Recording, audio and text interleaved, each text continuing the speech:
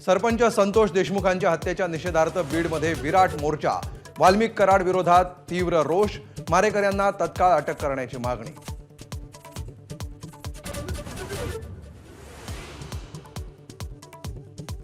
धनंजय मुंडेंची मंत्रिमंडळातून हकालपट्टी केल्याशिवाय निष्पक्षपणे तपास शक्य नाही। बीडमधल्या मोर्चात सर्व पक्षीयांचा सूर। देवेंद्र फडणवीस आणि अजितदादांच्या भूमिकेकडे लक्ष।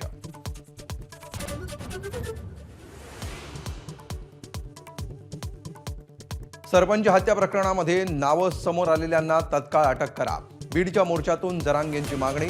तर छत्रपती घराणं बीडचं पालकत्व स्वीकारण्यास तयार। संभाजीराजेंची घोषणा।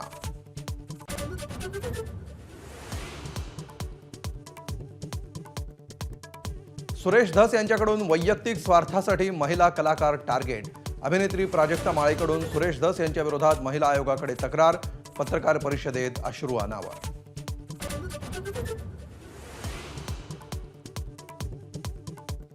बीड हत्या प्रकरणातील फरार आरोपींची संपत्ती जप्त करा। मुख्यमंत्री देवेंद्र फडणवीसांचे सीआयडी पथकाला आदेश। बंदुकीसोबत फोटो असणाऱ्यांचे परवाने रद्द करण्याच्याही सूचना।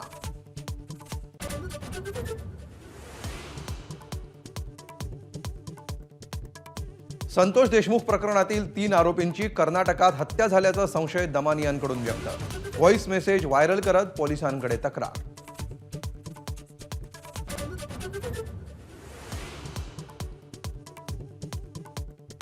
प्रकाश आंबेडकर आणि मुख्यमंत्री देवेंद्र फडणवीस यांच्यातील बैठकीत परभणीच्या हिंसाचारावर चर्चा। सोमनाथ सूर्यवंशींच्या कुटुंबियांना 1 कोटी नुकसान भरपाई देण्याची मागणी।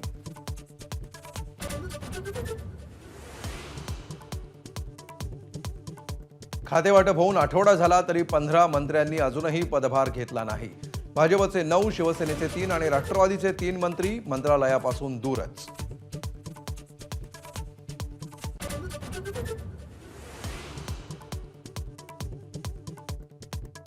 भाजपा प्रदेशाध्यक्षपदी रवींद्र चव्हाण यांचं नाव निश्चित।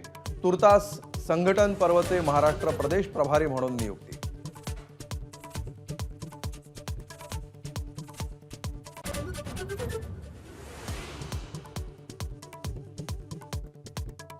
अभिनेत्री उर्मिला कानेटकरच्या कारचा मोठा अपघात। धडक बसलेल्या जेसीबीवरच्या मजुराचा जागीच मृत्यू।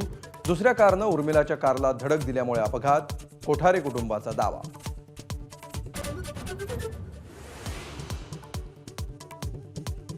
होमिओपॅथी डॉक्टरांना ॲलोपॅथी औषधं देण्यासाठी एफडीएची परवानगी। इंडियन मेडिकल असोसिएशनचा एफडीएच्या निर्णयाला विरोध।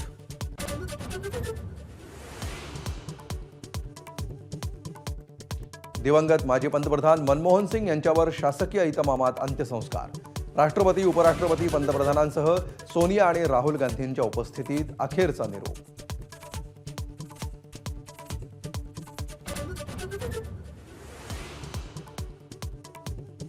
बांगलादेशमध्ये पोलीस दलात हिंदू उमेदवारांना नोकरी न देण्याचा निर्णय। 1,500हून अधिक हिंदू उमेदवारांचे अर्ज नाकारले।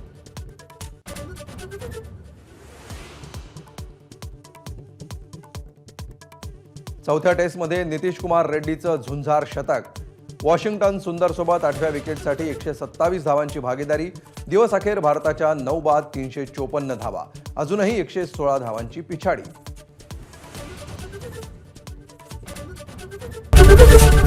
एबीपी माझा, उघडा डोळे बघा नीट।